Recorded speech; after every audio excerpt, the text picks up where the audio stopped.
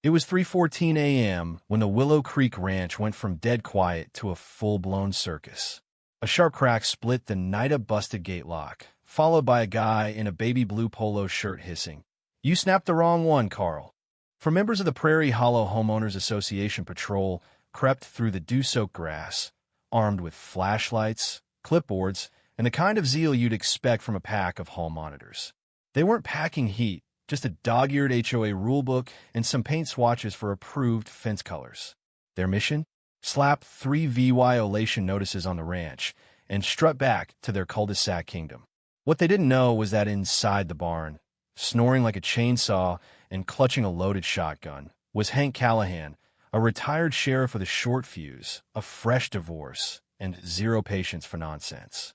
Hank jolted awake when flashlight beams cut through the barn slats.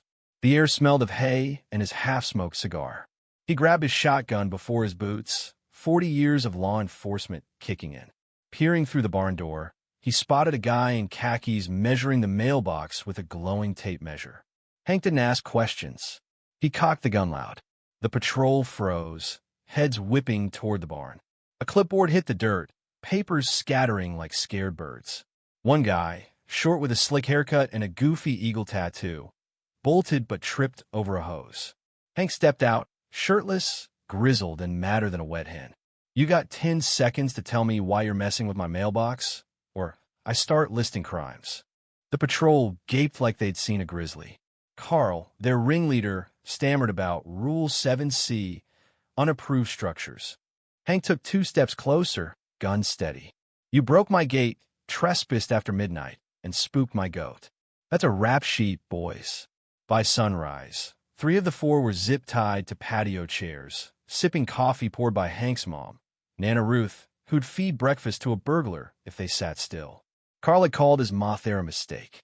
His mom was Vi V. Wine Holt, HOA president, a woman with a lawyer's glare and a heart like a bear trap. As her Mercedes screeched into the driveway, Sarah Callahan, Hank's daughter, pulled up too. Both women stepped out, eyes blazing, ready to throw punches or lawsuits. Sarah, tough as nails and dressed like she could fix a truck and debate zoning laws, spoke first.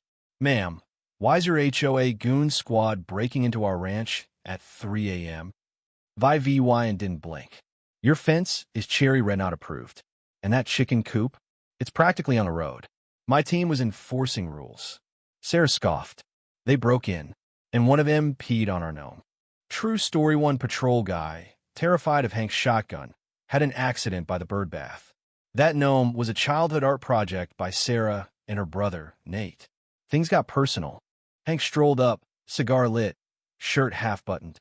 "Vi V. Wine, one more step on my land, and I'll cite you under Section 11 of the Texas Land Act."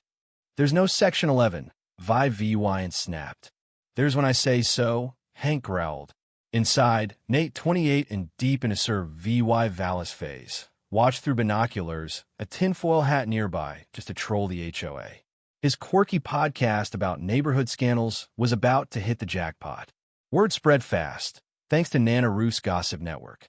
By noon, locals parked pickups, set up lawn chairs, and watched the drama like it was a county fair. One guy sold "Free the Mailbox" t-shirts. A blogger claimed Hank had declared martial law with a side of pancakes.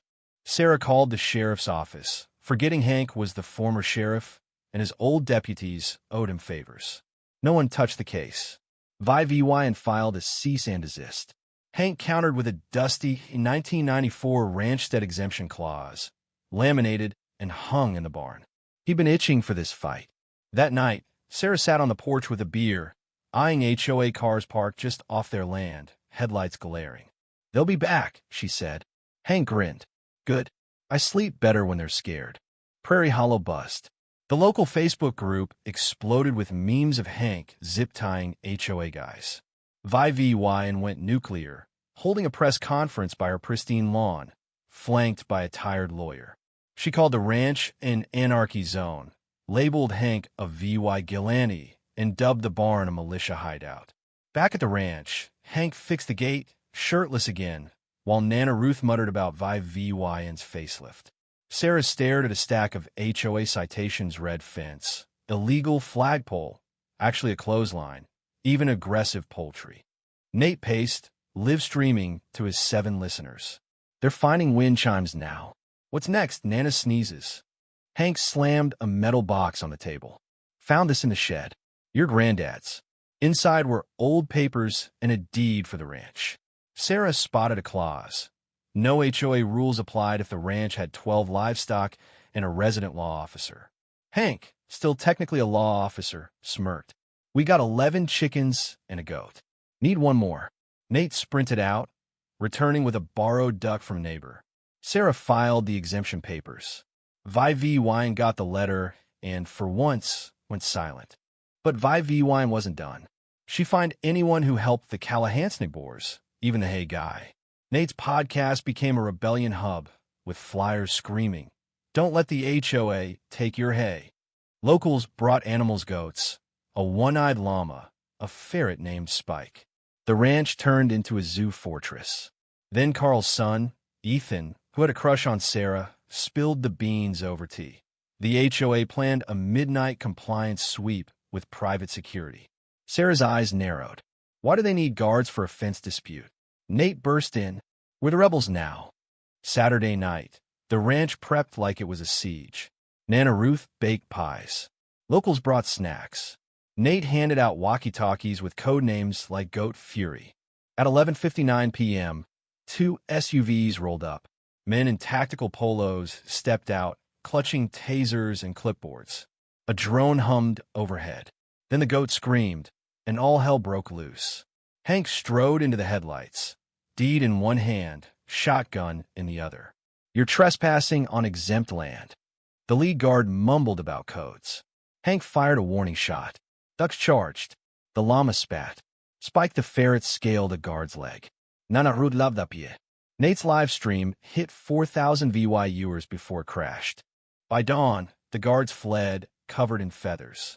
Ethan handed Sarah damning HOA records via VY and personal sauna, funded by dues. Sarah sent them to the county ethics board and posted screenshots online. By morning, VY's lawn swarmed with reporters and a guy in a chicken suit holding a poultry justice sign. She resigned, the HOA collapsed, and citations vanished. The ranch threw a party fireworks, a bounce house, and Hank's bourbon spiked lemonade. Sarah ran for county commissioner. They got a web series deal.